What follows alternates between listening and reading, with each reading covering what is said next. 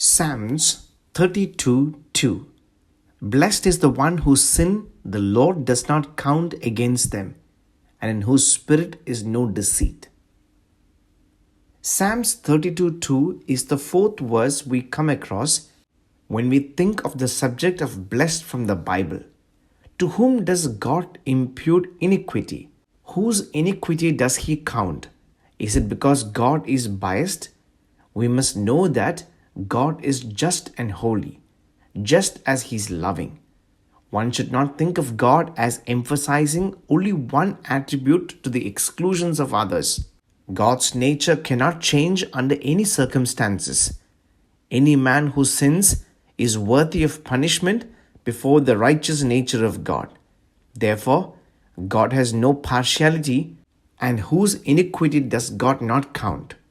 God has made a provision for it.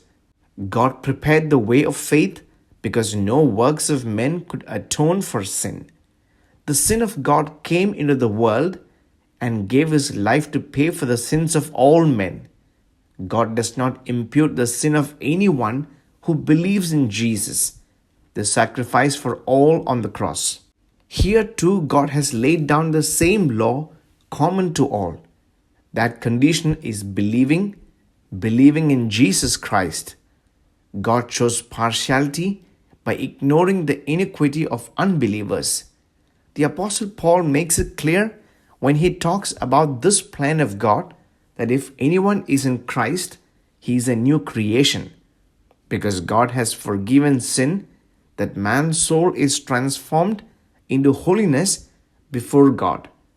Blessed is the man whose soul is thus free from hypocrisy.